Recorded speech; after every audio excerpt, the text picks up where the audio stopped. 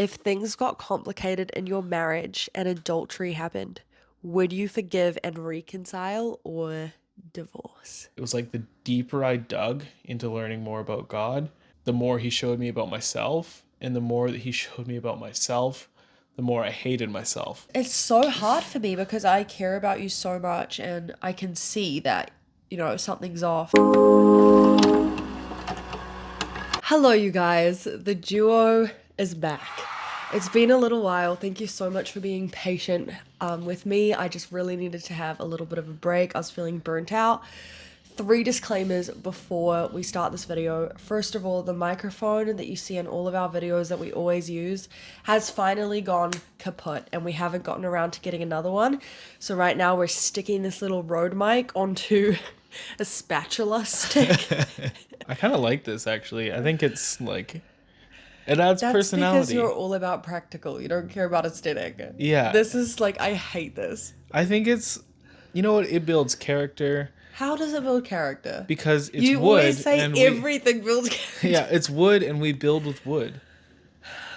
Second disclaimer is my hair is not oily. I washed it last night. I just didn't dry it properly and it is just a little bit damp, okay? But it's not oily. I promise you my hair is clean.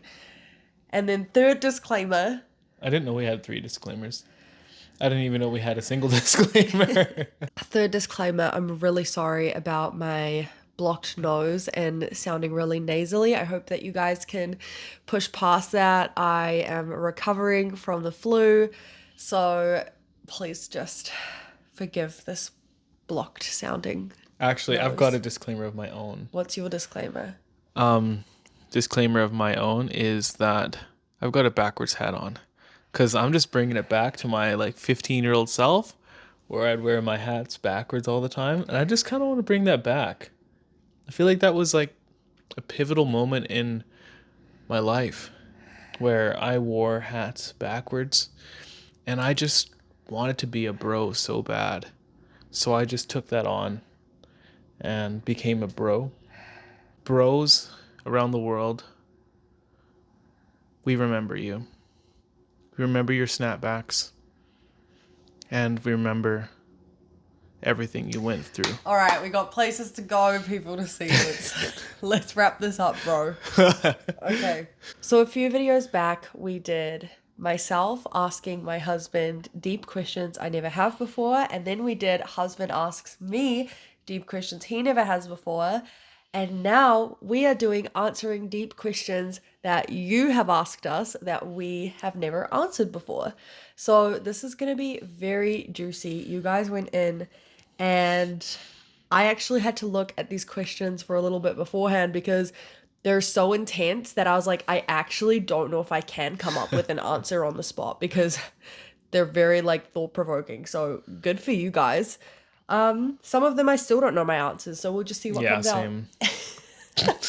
Just as the ocean is deep, so run our emotions.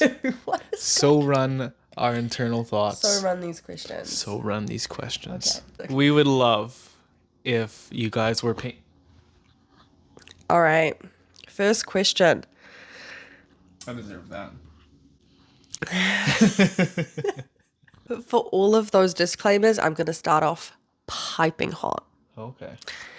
If things got complicated in your marriage and adultery happened, would you forgive and reconcile or divorce? That was one of the questions that I hadn't actually Thought about? Well, I thought about it. I hadn't come up with an answer. Do you want me to go first or you want me to? I can go first. Okay. I know my answer. Okay. There are 2 scenarios that I picture in my head. Mm-hmm. The first scenario is Josh and I aren't doing well in our marriage and we're fighting all the time and we're both really unhappy. And then Josh goes out one night impulsively. He doesn't drink, but like let's say that he did. And then it's like a once off cheating thing. Ugh. And then I'm even like thinking about that. I know. All right, so let's say in some parallel universe that Josh goes out, has a one night stand with someone. I cannot imagine that happening. But if that happened, and then Josh came to me told me about it and was really remorseful, apologized, and then we decided, like, okay, yeah, our relationship's been on the rocks for a while, and like this is obviously a sign that we've pushed it too far. We have serious issues, like let's go see a counselor, kind of thing. And he's very much like pushing for reconciliation. I think that with help and support and God's grace, I could potentially forgive him and move past it and remain married. If I found out that he had been having an affair behind my back for a long time and I had no idea, and he was coming home and smiling and being nice to me and putting up this front that our relationship was fine, but he was actually like having an affair. I have a lot of respect for women who have been able to move past that. I know a lot of not a lot. I know a few Christian women who have been in that exact scenario and they've been able to forgive and move past it. And I have so much respect for them. I actually wish that I could be like that, but I don't think that I would be able to. I think that I would probably just want to end the marriage and just be alone and find healing in God. Biblically speaking, the Bible does say that it is okay to file for divorce if there has been adultery. So you're not sinning against God in that scenario. Mm-hmm. It doesn't say you have to divorce if adultery happens, but you can. Yeah, I feel pretty similar. Yeah, if it was like a one-time thing that just like spontaneously happened, it's just so awful. Get basically just the same as me. Yeah, same scenario. Like go out of characteristically, out of character, get drunk, and something happens. It would never happen. It would never happen. Shake on it. Pinky promise. Pinky promise. Yeah, because this is more important than yeah, because we didn't put like a ring on it and swear, yeah. Here's one that's a little bit more lighthearted, but very interesting to think about. Describe a day in your life when you're in your 70s.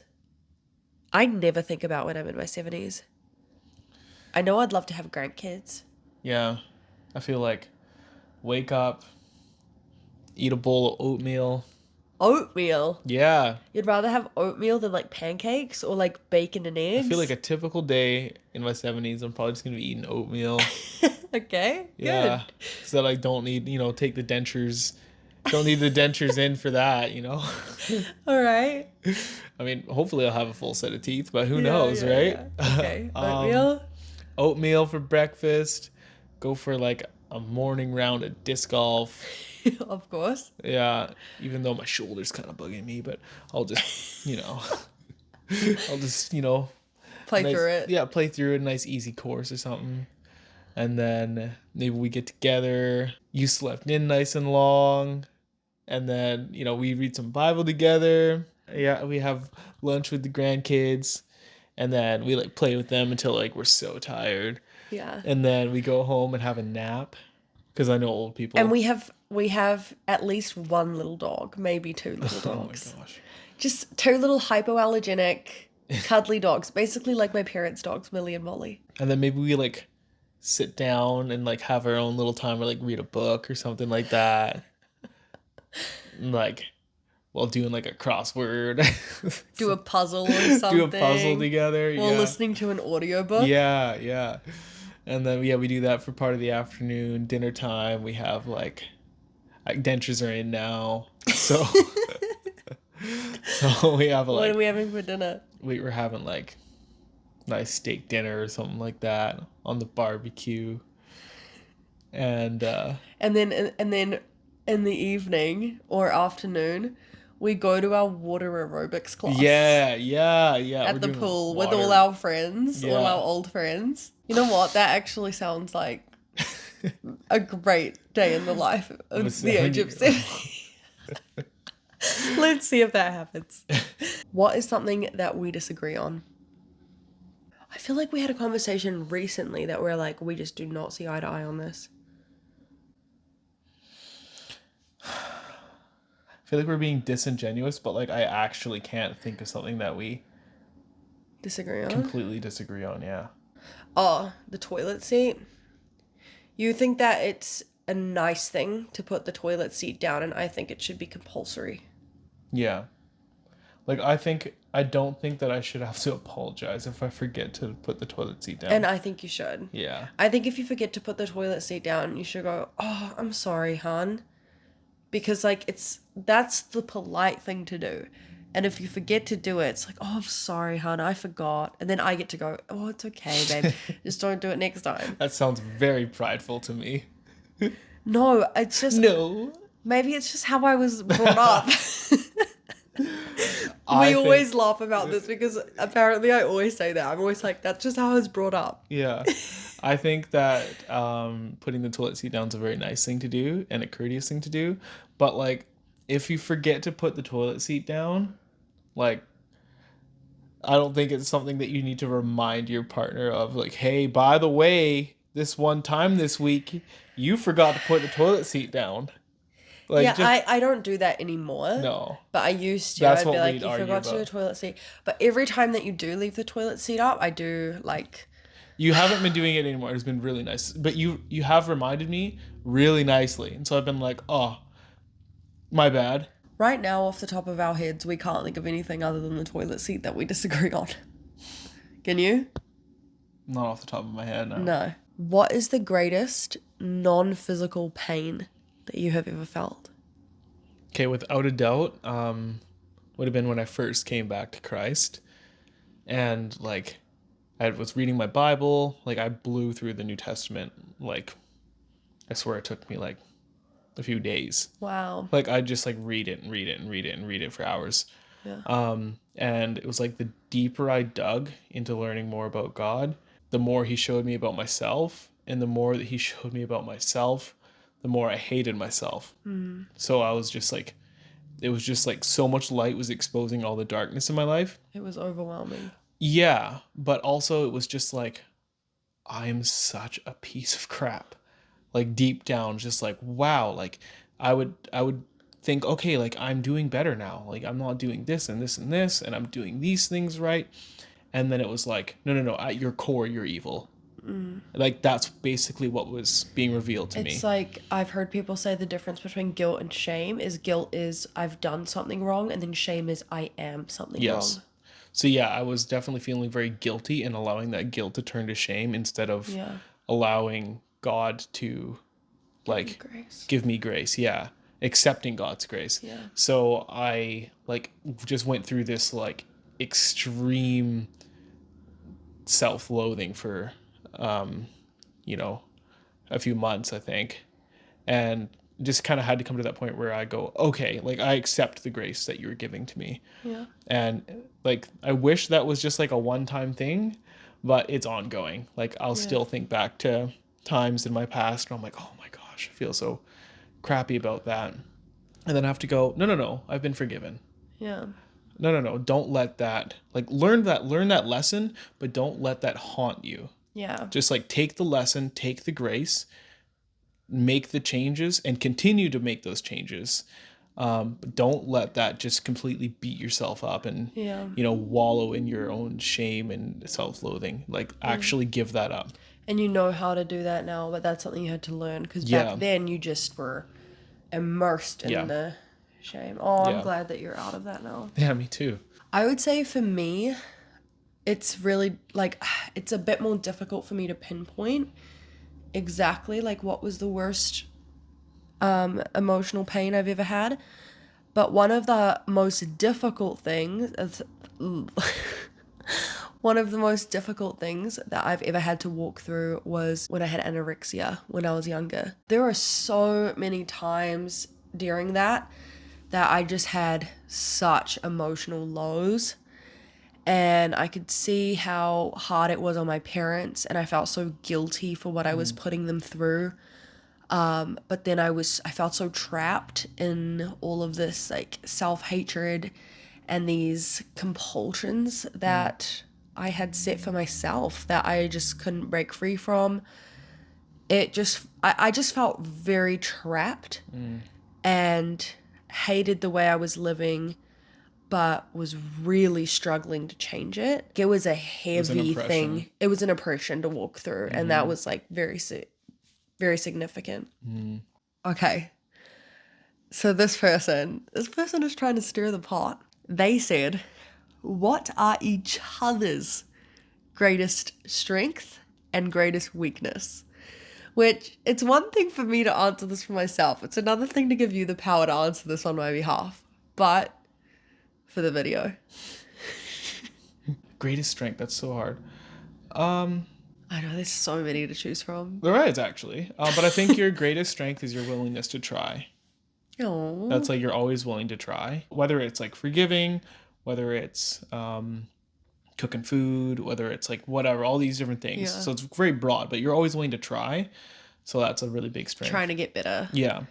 So I think biggest weakness. I think your biggest weakness is that you sometimes can get easily overwhelmed.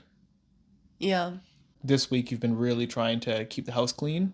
So if there's one thing out of place, you're like, oh my gosh, I'm trying to keep this house clean. Well, okay, I'm not saying you're wrong. I do think that is something that I can struggle with. But with the house, I struggle with being a messy person. Like, I really struggle.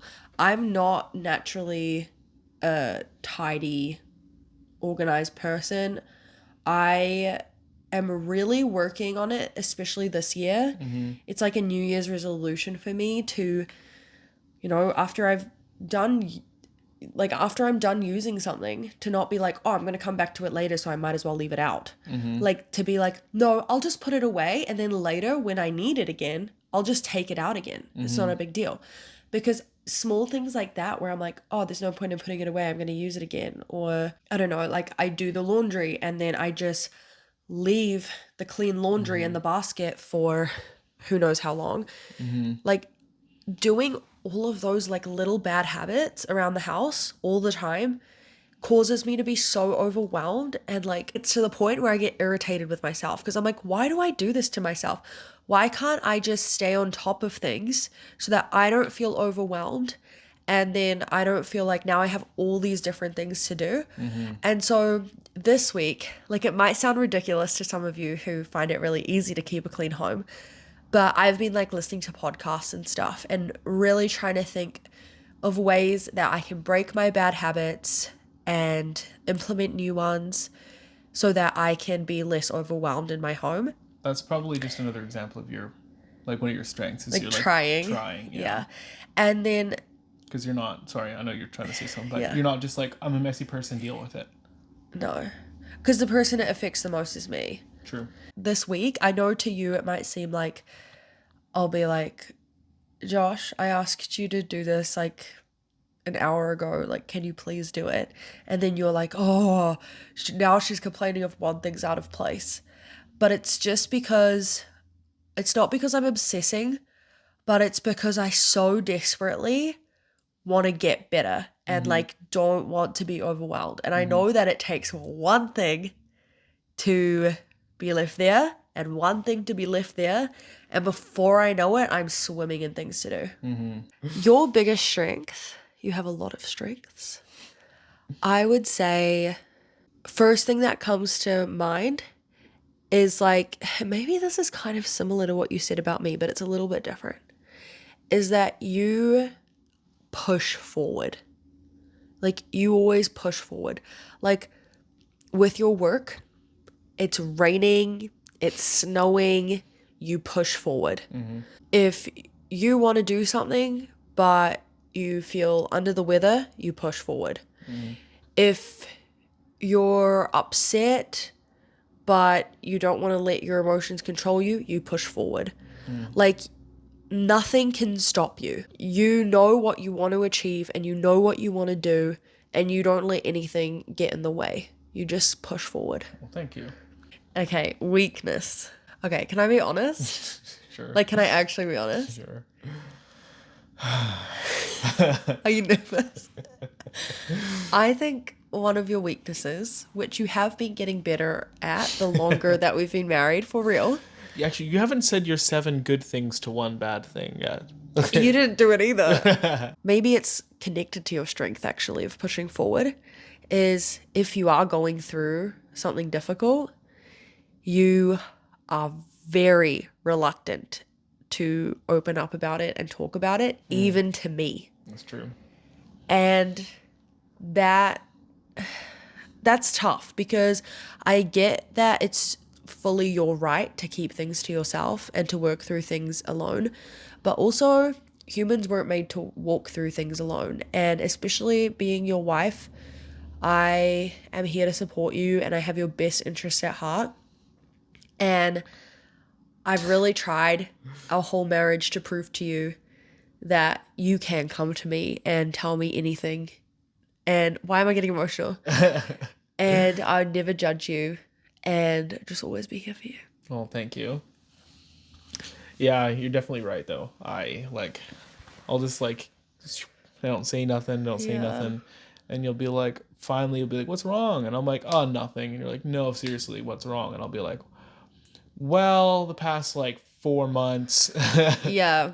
And it's so hard for me because I care about you so much and I can see that, something's off or something's not right, but I can't force you to talk about it. I'm trying to bring things up that are bothering me or things I'm going through sooner. Yeah. And you're doing good. I can see an improvement.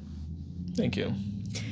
All right. Yeah, screw you for your very, very actually solid question. Yeah, I've cried in every single one of these videos. Wow. I've literally cried in every single one of them. Dang. I know. Who is the saver and who is the spender in your marriage? I think we know this one. We're both savers. We're both savers. We both don't spend. Yeah. Last night, I bought myself some pajamas and a robe. Mm-hmm. And I felt so weird. I was like, I can't believe that I just did this. I have pajamas, but I wanted a new pair of pajamas, just to feel good, just to feel nice. Oh, yeah. And I'm like, I can't believe that I bought myself something that I didn't need. And I just kind of wanted it and I did it. And to be honest, I actually felt kind of proud of myself because I felt like it was an act of self-care. Yeah. Because I never use my money for self-care ever. The only thing I ever buy for my self-care is discs. Yeah. For my hobby. Yeah, we save money. And I feel like we're always going back to the bank being like, we want to put more away. Yeah. We want to put more away because when we first got married, we had a certain amount that we were putting away every month. And then we realized we easily live without this amount of money. Mm-hmm. So then we went back to the bank. We're like, we want to put more away. And even recently, we kind of had a conversation We've probably about done that 4 times in our marriage. Recently, we're like, I think we could put a little bit more away. Mm-hmm. We love saving. Yeah. And we really want to buy a house. I feel like we've talked about that multiple times. It's because we're Christians and Jesus saved. All right, final question. Are you judgmental? Josh, are you judgmental? Yes. Really? Yes. To who? To me? Everyone. That's I was thinking about that the other day. Today. And I was like, I need to be a lot less judgmental and critical of other people. I did not think you were going to say yes. No, it's an issue, I think. Do you think I'm judgmental? Be honest. Not really. I don't think so either. No, it's definitely something that I think I need to work on. That's I was so thinking about funny. it today. I was like, you're a jerk sometimes, and you need to not judge other people sometimes. And yeah, I'm surprised you said that. well, I'm really encouraging of all my friends, Yeah. and oftentimes I know I'm not judgmental at all, but then other time in my head sometimes I'm like, well, that was stupid, or Yeah. Just and it's catch those little thoughts. And it's just not necessary to think like that, and I don't think it's good for anybody, not good for myself, and it's just not kind. Yeah. It's definitely not what Jesus would do. Yeah. Oh, well, good for you for Comment down below if you're judgmental. No, just kidding. I think sometimes as Christians, if we're bold, when someone asks us about our beliefs about things, especially in today's political climate, and we're honest about what our biblical beliefs are, simply by stating our beliefs, people would interpret that as being judgmental. But I don't believe that that's being judgmental, saying what you think is right or wrong. I think you're allowed to have a moral compass. And if you think that something is obviously the right way to live, like for example, murder, if I think that murder is wrong, then for me to say, oh, for me, murder is personally wrong. Like, I wouldn't murder someone, but like you guys do your thing. No, I don't think anyone should murder. And that's how I feel with a lot of my morals and principles. I don't believe that truth is relative. I think that there's right and there's wrong, and that it applies to everyone. And I'm not going to walk up to someone who has a different lifestyle than me and judge them and be hateful towards them. I have lots of non-Christian friends who live completely different lifestyles to me, and I let them live. That's their journey. But if someone was to ask me, do you agree with the way they live? No, I don't. But I still love them, and I'm not going to judge them. Because it's not disrespectful to disagree with somebody and disagree with their life choices. If you were to like go out of your way to be unkind and judgmental and rude about it, there's an issue there. But like I've got somebody in my life who completely different views on things. You probably know who I'm thinking of. Completely different views. And like on paper, we shouldn't even be friends, like according to what the world thinks. We probably shouldn't even... My brain went according to Wikipedia. And actually we were in a public area one time, and somebody who knows this individual and had just met me was like, how are you guys friends? And we both looked at each other and were like, because we're nice to each other. Because we respect each other. We respect each other. This individual has their own set of beliefs. I have mine. We talk a bit about it, but mostly, like, we just talk about life and so what like, you're up to. And an example I would give, just really quickly before we wrap this up, is I believe smoking is wrong. I think it's bad for people's health. There's plenty of evidence to back that up. If Josh was a smoker, I would say, I don't think it's good that you smoke. You should not smoke. But every time I look at Josh, am I going to be like, oh, that's my smoker friend?